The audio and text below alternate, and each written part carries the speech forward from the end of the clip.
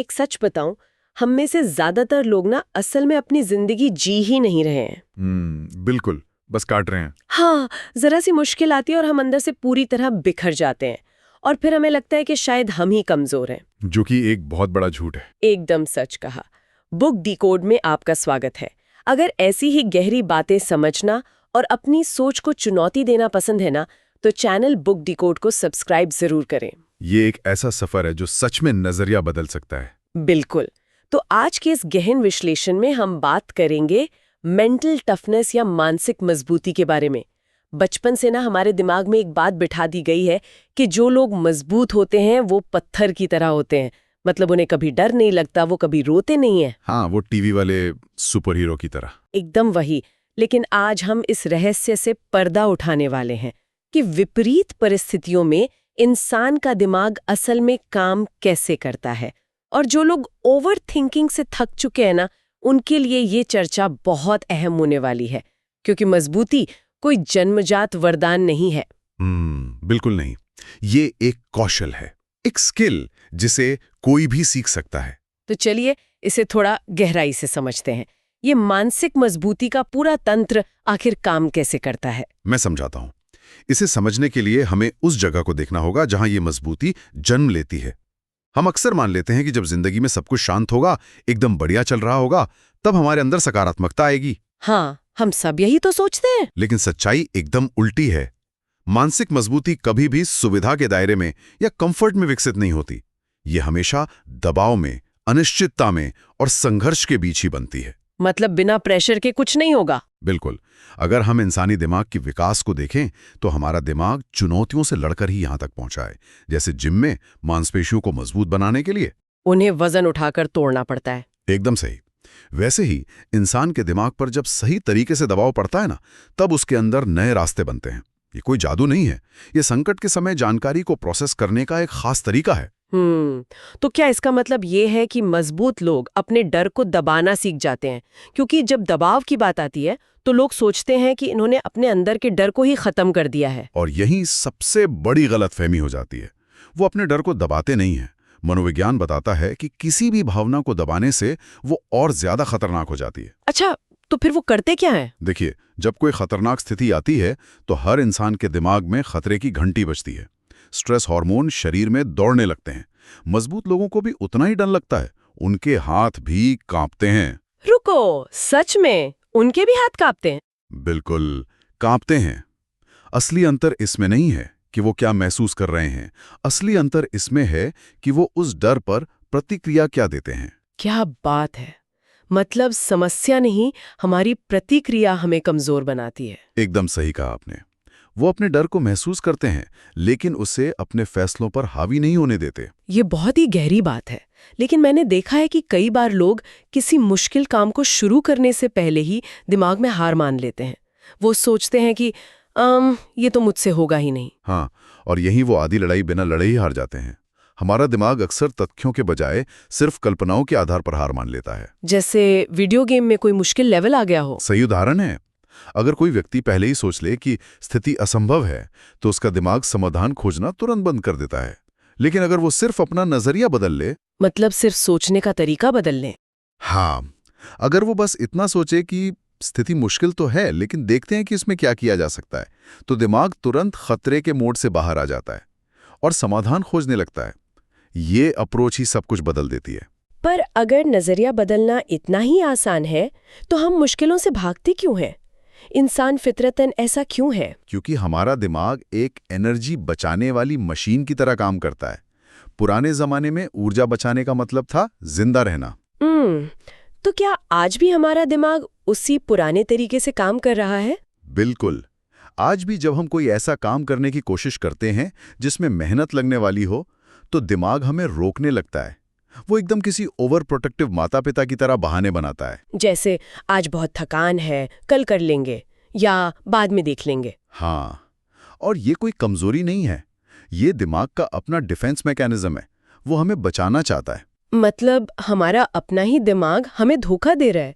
वो हमें एक झूठे कंफर्ट में फंसा रहा है। बिल्कुल। और ये कंफर्ट इंसान को शांत तो रखता है, लेकिन उसे ग्रो नहीं होने देता। तो अगर हम दिमाग की हर बात मान लें और काम टालते रहें तो हमारी इच्छा शक्ति तो खत्म ही हो जाएगी।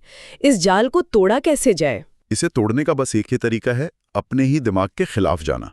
शुरुआत में ये बहुत ही अनकंफर्टेबल लगता है। जाहिर है, शरीर और दिमाग दोनों विरोध करेंगे। हाँ, लेकिन वैज्ञानिक रूप से जादू उसी वक्त होता है जब कोई इंसान अपनी इच्छा के खिलाफ जाकर सही कदम उठाता है।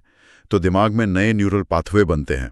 धीरे धीरे उस इंसान का अपने विचारों पर कंट्रोल बढ़ने लगता है।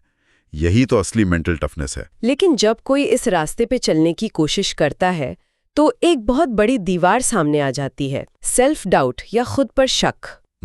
सबसे बड़ी रुकावट। लोग अक्सर कहते हैं कि यार जब मेरे अंदर पूरा कॉन्फिडेंस आ जाएगा ना, तब मैं ये काम शुरू करूंगी। वो बस कॉन्फिडेंस आने का इंतजार करते रहते हैं। और मजे की बात यह है कि वो इंतजार कभी खत्म ही नहीं होता।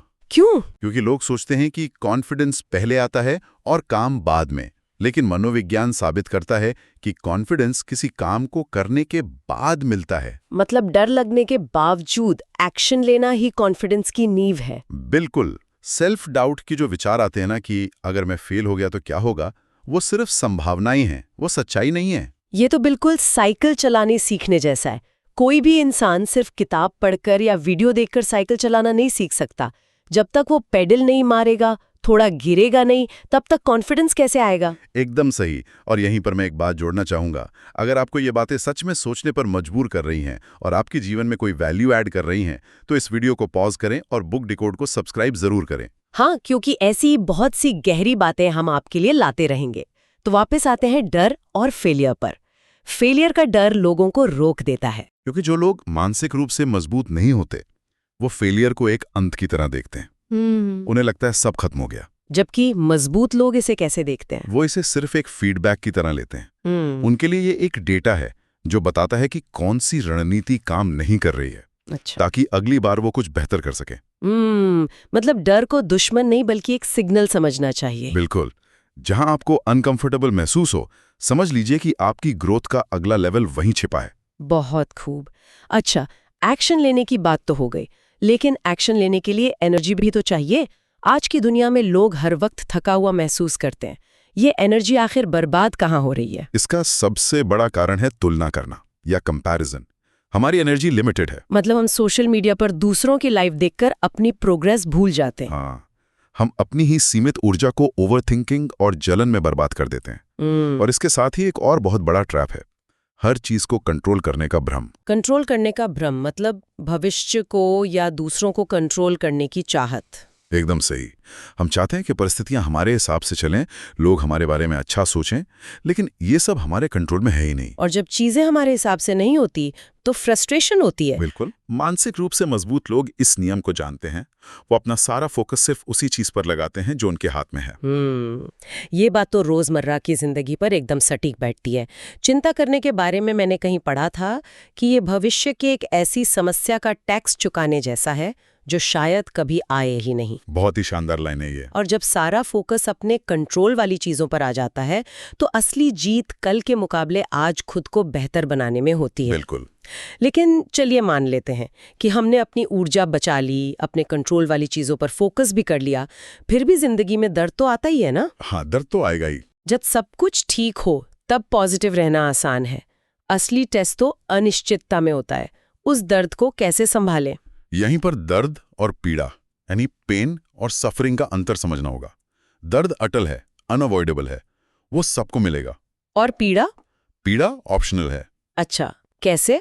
जब हम उस दर्द के साथ एक कहानी जोड़ देते हैं, मेरे साथ ही ऐसा क्यों हुआ, तो हम प्रॉब्लम को एक सजा मान लेते हैं और इंसान टूट जाता है। जैसे जिम के दर्द का उदाहरण हमने लिया था। जिम का दर्द हमें मजबूत बनाता है क्योंकि हम उसे ट्रेनिंग मानते हैं, सजा नहीं। एकदम सटीक। मजबूत लोग अपनी भावनाओं को, चाहे वो गुस्सा हो या उदासी, दबाते नहीं हैं।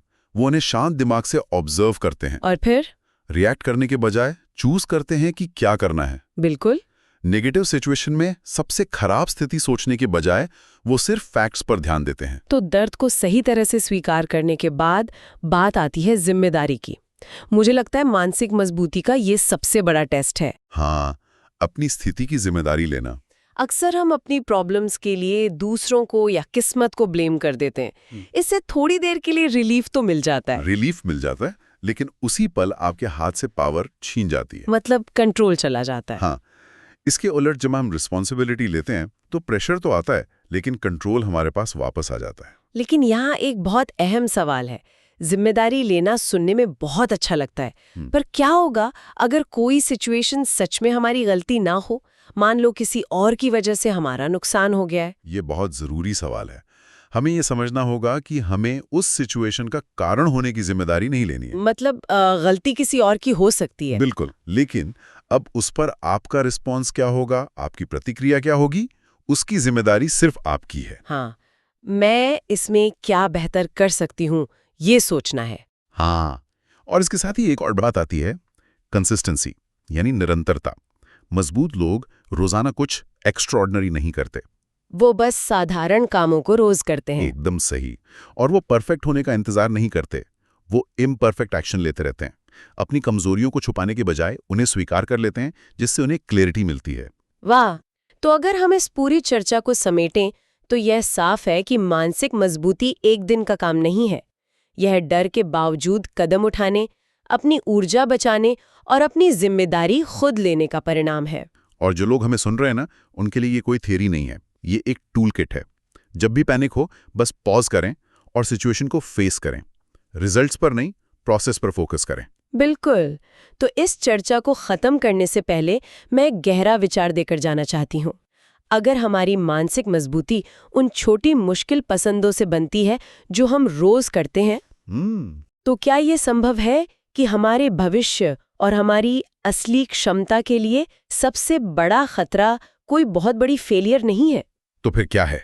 बल्कि एक पूरी तरह से आरामदायक, सुरक्षित और बिना किसी चुनौती वाली जिंदगी है?